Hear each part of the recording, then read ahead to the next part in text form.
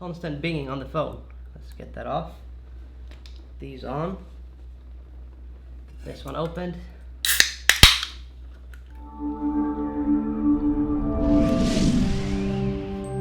We are ready. So today's video is different than the normal ones because we're doing more of an interview. How do you find the property in that city? Because you didn't go there, or did you go there?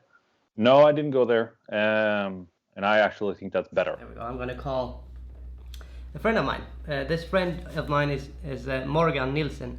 He has lived in Dubai. He's from Norway, lived in Dubai for a while, and has been doing investments here in the United States and all over the place. So he's more or less an expert in investing remotely. Hello, hello. Hello, Morgan. Everything okay? How are they feeling? How is your day? It's been a busy day. Lots of things happening. I'm about to take over another house. So in 2 days, I'm going to put it on Airbnb. So I'm just collecting furniture from all over the place and trying to get it ready. Very cool. Yeah. Because I was going to ask you how things are going and what your current investment situation is. But I wanted to start, I guess, with going back first. It's always fun to hear everything from the start and forward. Absolutely. You're from Norway and you're in Norway right now. That is correct.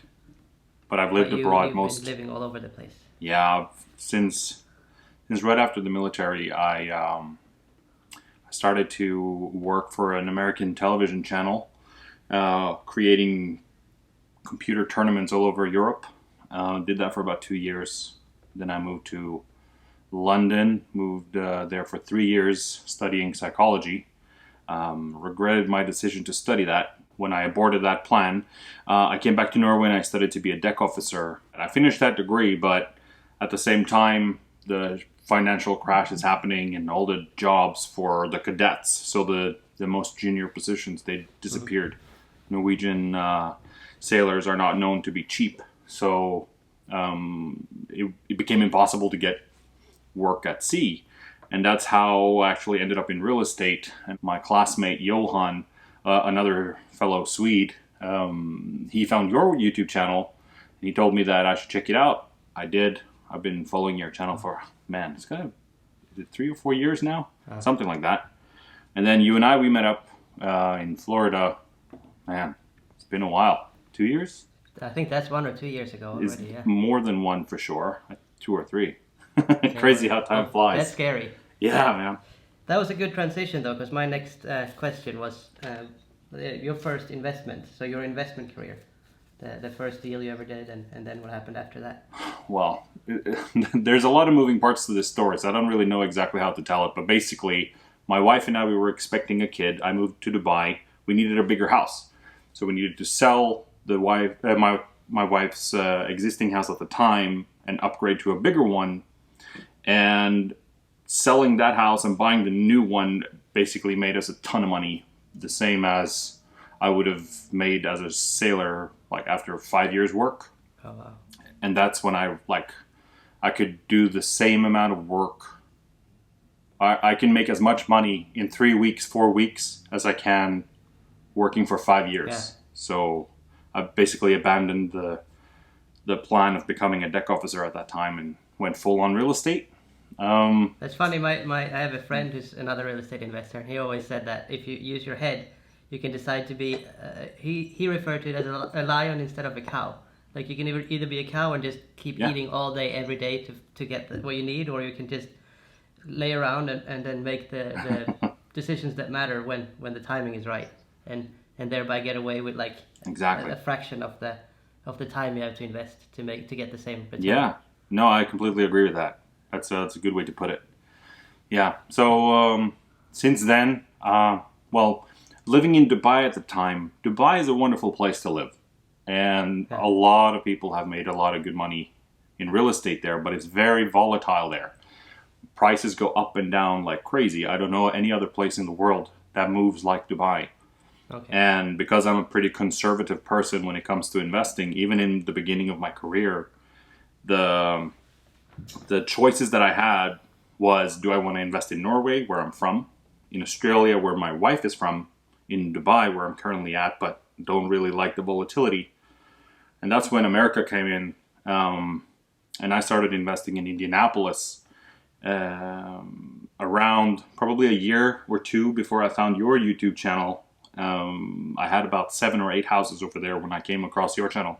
Can we go back to that? So then that's a good question, because you decided then that you wanted to invest in another place Yeah. than where you were living, which I guess is very normal. No matter if it's like if you live in downtown Stockholm and the prices are too high to get the return you want, you might need to invest 5 hours south or 3 hours north or whatever. And similar in Oslo or Yeah. any big American city. If you're downtown Manhattan, it's hard to find returns that cover your costs. Exactly. So once you've decided to invest remotely, how did you decide where? Whoa. Okay. So really, when you like, there's a lot of different ways to make money in real estate, but if you boil it down to the very core, it's either you make money when the property goes up in value, or you make money on the cash flow, on the monthly income, on the rent, essentially. So I decided that I wanted to be a cash flow investor because I felt that that was much more predictable. You don't have to wait until the end of the profit, and it's in your hands. You can control all the factors. So I started to look for where are the best cash flow markets. And after, like, I looked at a lot of different countries, probably 30 countries, I would say, before I landed on America. The tax laws in America are very favorable.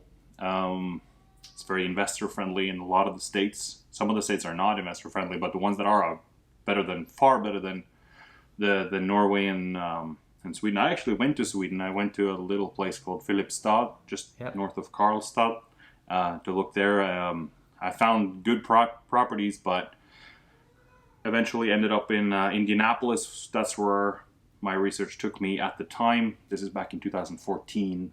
I realized I could buy a house for about $50,000, and it would rent out for about $10,000, and I would keep half of that after all expenses paid. So yeah, that was like, I could buy a few houses then. I could spread my risk on a few properties, and I ended up buying 8 over the span of 2 years with some business partners.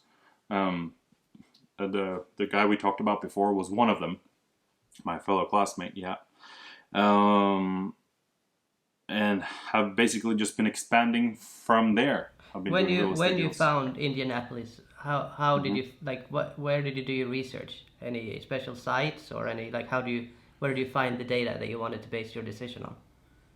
Well, that essentially took me 3 months to compile all the information that I was looking for, so I don't really know how deep we want to go, but essentially I scoured the internet. There's a website called biggerpockets.com that is tailoring its website for real estate investors. I found a lot of good information there, but in the beginning I was just looking at bloggers, like where's the top 5 cities to invest in these days, and Indianapolis came up over and over and over and over and over again. Kansas City was another candidate. Essentially all of Midwest came on my radar, and at the final moment I just said Indianapolis is what it's going to be. There was a lot of really attractive things about it. Low property prices, high rent, favorable landlord laws, far away to another big city. I believe that the fewer options, the surroundings. I believe in centralization. I think as the younger generation moves to more urban, more developed cities, more amenities. So if there's not that many options available, the surrounding smaller towns and cities, they will move to bigger cities. The population growth was high, the job growth was high. Basically every arrow was pointing up. And it would later turn out to be a good choice. It's been a very profitable ordeal for me. Great. Yeah. I've had that same experience, and America has been hard in comparison to Europe, because in Europe I find that you always have, the big city and the center that's expensive, and then it just gets less and less popular as you move out. So you can decide how far out you want to get to find the. America is moving to that, I hope, and it seems like you were thinking the same thing. But other than that, it's been hard here sometimes because they just keep expanding. So yeah, they have really rough areas close to the city center, and then much better areas further off again, and then it gets rough and then good, and then it's not as consistent as Europe, where you're always consistently getting better the more central you go. Yeah, makes it a little easier, I guess, but then that leaves less room, I suppose, for finding what you found, fairly well located places that can give you what you want. Yeah, there's a lot more risk, I think, of investing in America. Not a lot more. That's not the right way to phrase it. There are Trickier. more risks. Yeah, Yeah. I mean, loopholes or little potholes, I guess you call it. But yeah. So I've been investing in multiple countries now, and I've been helping other people invest in their respective countries. So I've seen how things are done in multiple places, and I think a way that the Americans do it is very clunky, but that just makes it more favorable for the investor that can work and maneuver around. Yeah. I think that leaves a lot more meat on the bone, so to speak. Yeah. It's very tough to get ahead in Norway compared to, say, America. I jokingly say if I was born American, I would have been a billionaire by now. It's definitely not true, but I like the opportunities there is basically what I'm saying. Yeah. But don't get me wrong, there's a lot of, like, the cultural differences I've found when it comes to doing business makes it harder for me. Now, you're deep in the trenches. You've lived there for a lot of years now. But me, not having lived with Americans, I've had very positive experiences and very negative experiences. Probably the same for you. I would say that the best partners I've ever had were Americans, but the worst ones too. And it doesn't seem to be people in the middle. It's like either they're rock stars or they're not. That's just a subjective experience for me. That doesn't mean that that's true, but that's definitely been my experience. That's funny that you mentioned that about America, because I mean they're exactly the same Yeah. boat. When you find the cities, so you found Indianapolis and you decided that was where you wanted to go. How do you find the property in that city? Because you didn't go there, or did you go there? No, I didn't go there. And I actually think that's better. But before I started to look for property, I started to look for people to surround myself with. I wanted to make sure that I had a good team, so I actually went on BiggerPockets and I created a template mail where I reached out to other investors that were listing themselves as pro members, meaning that they were paying to be part of that website. I suppose I thought that would mean that they were more serious. And I reached out to maybe 50 people and I was asking, like, which area do you invest in? What lawyer do you use? Who's your property manager? Who's your technical inspector? Things like that. And I reached out to as many people as possible. And I guess I think about 30 people replied back to me. And I got these clusters. I got these heat maps where maybe 7 people out of the 30 were investing in this part of town, and 9 people were investing in this part of town, and then maybe 1 or 2 were here, and 2 or 3 were there. So I got these clusters that look promising, and I don't believe in inventing the wheel over again. Like, I just like to copy what other people are doing and just try to look for improvements. So yeah, I found the area, I found the team that way, I found the lawyer that way, the property manager, like basically everybody. That was a good starting point for me. And I ended up in the northeast part of Indianapolis. And then the property manager was able to give me more local information saying, like, this area is hot, this is definitely a no-go zone. I remember getting information that you wouldn't find anywhere online, but he said below 10th Street is gang territory. There's no, like, it's not going to show up on any map. Yeah, truly it has a crime map, but it's not going to show if, let's say, the criminals aren't doing the crime where they are at. You know, if they if they go somewhere else, it's going to look like a great area, but it's not. It's definitely not where you want to be. So getting local information is key. And the guy that I found to be my property manager, he was a very good guide for me in the beginning. Without him... Did he find the houses, or did you find the houses? It was a combination. I ended up buying 8 houses, so it was a combination of things. Okay. But he basically...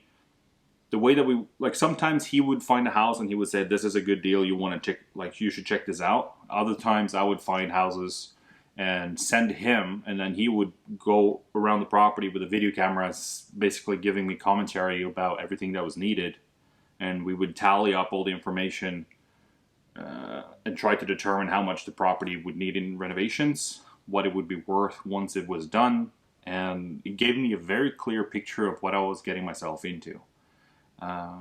Unfortunately, I lost that guy when his wife developed breast cancer. He was still fine, and she ended up she was fine in the end, which I'm glad about. But during this process, like, he had 2 kids he was looking after and everything, so he basically just disappeared off the grid when this was happening. I understand why, but this is also something that I talk a lot about with the people that I'm speaking to about real estate. Is even though you could have the best person, but you got to have redundancy systems as well, because bad things happen to good people, and if you're going to invest far away, you got to make sure that you have the support system around you that insulates you from those things. Unpredictable events of sorts. Exactly, yeah. But it's been very pleasurable. I love the city. I like most of the people that I've met over there. Some bad apples, but yeah, it's been great. It's been great. So how did that work if you needed reno and stuff? That the property manager, or the guy you know would find people to give you quotes on the jobs that needed done, or? Yeah, he would take care of all of it. Basically, I put him in charge, and he never let me down.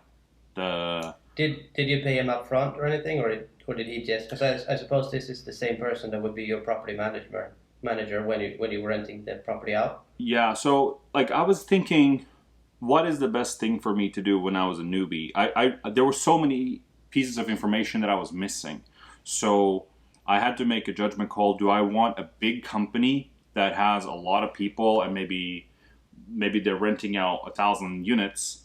Or do I want a one-man band, someone who has 40 properties that he's renting out by himself? But if I have, say, 4 houses with him, I'm going to be a big fish in his pond. I ended up doing that, and I don't regret it, but I wouldn't do it again. The guy was able to give me so much hands-on information, and he basically held my hand through the whole process in the beginning. So, yeah. Mm. And he was the property manager, so he took care of the properties for you. He found tenants, did the advertisement, and got them in, and screened them, and all of it. Yeah, that's right. And you said in the beginning that let's say you spent 50,000, you managed to rent it for 10, and you lost about half to running costs. Yeah. So the first house I bought it for 46,000, including transfer fees. I put about $5,000 into it to get it up to the standard that I wanted, and it rented for $825 per month. So I actually had about $300 in cost. So I got about $6,000 profit at the end of that on a 51,000 all in. So yeah, it was very, very lucrative. And that's also the property that had the least headaches. The first one I got. So yeah. So financing. Did you use financing, or did you pay for these cash, or? The first 2 houses I bought cash. Then I managed to find a 4-house package deal that came with owner financing. So the seller only wanted 10% down payment. We ended up paying a lot more because of the way that I like to invest. I like to invest that in a way that's very robust. So I told him, look, I want to make sure that we're still cash flowing positively, even if we have one property vacant. So we ended up putting about 25% down payment or something like that. But they were all in the same price range, about 50 to 60,000.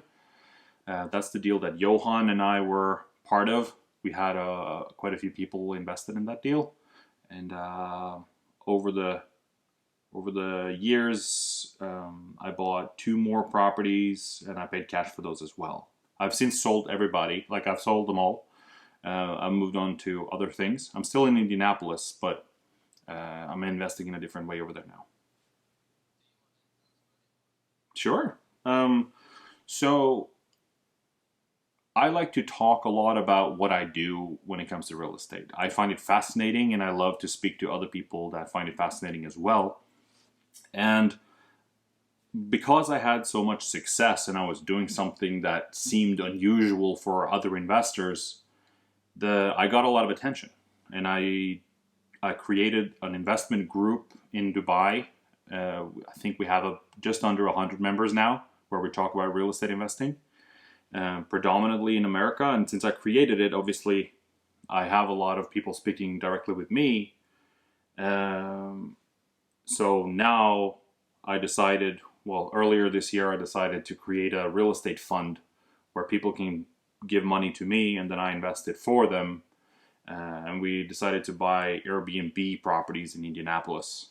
We've hit a bit of a wall with the Corona situation. That means that not so many people are traveling. But our plan was to buy 20 houses in the $300,000 range. But we were able to pivot so that we ended up just paying we paid cash for 4 houses at the moment. So our expenses are almost nothing. So even though we have very few people, we're still cash flow positive. But it's nothing attractive at the moment. But it's a 10-year fund as well. So we're not really considering the current situation as problematic. That's financed. We're fortunate that we're able to get financing here. We have 2 houses over here now in the $600,000 to $700,000 range, and the bank was able to give me a 15% down payment or a 85% loan on this new investment property because we had way more equity in the first house that we have here. We had about 40% down payment there. They like to see about 30% on investment properties, but we were able to flip it around. On my investment property, it's 2.4, and on my primary property, which is a HELOC loan, we have 2.2. So very, very cheap money, essentially free money. Want to borrow as much as I can, but the bank said no now. If they're going to give me more money, I have to get a commercial loan. They say no more private money or private loans. Well, I'm just going to say that, investing far away now, like long distance investing, it's so easy now because of all the online tools that we have. With Google Streets, you can walk the streets. You have so much data that's just at the click of a button. You can have crime maps and you can find like peer reviews. You can reach out to other investors. You can have Skype calls. You can have video sent of the property. It's super duper easy. I even think it's easier. I used to think, like I still do, if I had gone to Indianapolis myself, I probably would not have bought those houses that I was looking at. They were in disrepair, and coming from Norway, the property standard is high here. You can't have a house that's in disrepair. It's just it won't be possible based on the climate. So I probably would have gotten in my own way. Because I was far removed, it forced me to outsource things, and it made me not get bogged down in the details of looking at the optics, like how nice the property looks. So I think people should definitely be open-minded enough to consider it as a possibility. You can probably make more money in another location than you can based on where you are. There's like people live in the bigger cities, and fewer and fewer people are living rurally, and that's usually where you see the better cash flow. I mean, I'm in a different stage of my investment career now. I feel like I've transcended the lower purchase price properties. I have different reasons for that. It's mostly tied up to management. I can't keep track of 10 properties. I would rather have 2 properties that are more expensive. It's just more management. It's easy to manage that way. That's just a personal choice for me. But if you're starting out, maybe you don't have like a lot of cash, starting in a cheaper area that has better cash flow, that's probably going to be a good idea. Yeah, Bigger Pockets, again, very good resource. And then you have a lot of books out there. Your book is really good. I read that one. I read a lot of books, and I listened to a lot of podcasts before I got started, and I felt super comfortable investing at the end of that research period. I devoted about 3 months of just hardcore research, probably in the neighborhood of about 15 hours every day of those 3 months. And I came across all these books like How to Invest at a Distance, the whole psychology around buying for cash flow rather than appreciation. There's so much resources out there. YouTube is a great resource. Well, you have a YouTube channel too. I'll make sure to put a link to your channel. Appreciate it. I'll have you on as well. You're a tremendous resource for people, and I think it's super cool to see people finding their own way. Like I came across your videos, and I remember, wow, that is so inspirational. The first videos that you put out, also the new ones, but back then, 4 years ago, whatever it was, when I saw your drone videos and you were explaining, and then you would just stop to just go for a dive in the water, it felt like this is what I want to do as well. At that point, I had already started, and I was well on my way as an investor. But it felt like it confirmed to me that this is a really good path to be on. And wow, it's been so lucrative, financially speaking. It's been great. Yeah, it's a good business. The money in it and the freedom that comes with it. We just got our daughter a few months back, and having the time to stay home and be with my wife, and both of us being able to be home with the baby has been, I don't know, I would die if I had to leave after 2 weeks to go back to work. Yeah, man. Terrible. So it's been it gives you a lot of blessings being in the right field of work, I'd say. Yeah, exactly. I remember the first time I got really kicked in the balls. I had just bought the first house, and I was super proud of myself. And it was literally 24 days after I bought it, I realized that the water pressure in the house was very low. And turns out the tree between the house and the street, the roots had pushed on the pipes and bent them out of shape. So they were kind of like, I don't know if you can see on the video, but they were kind of like bent in an upward slope, which meant like all the toilet water would flush back to the house unless it had like proper speed. And it was just a disaster waiting to happen. And the price tag for that ended up being about $8,000. Fortunately for me, it ended up working out. I was able to find a solution with the buyer where he covered 6,000 out of those 8,000, and I ended up only paying 5,000 in total for the full rehab. But that would have made it a very different deal, and that was literally the first thing that happened. That was a wake up call because it was really my fault. I missed it in the technical inspection, but yeah, man, you get kicked in the balls all the time.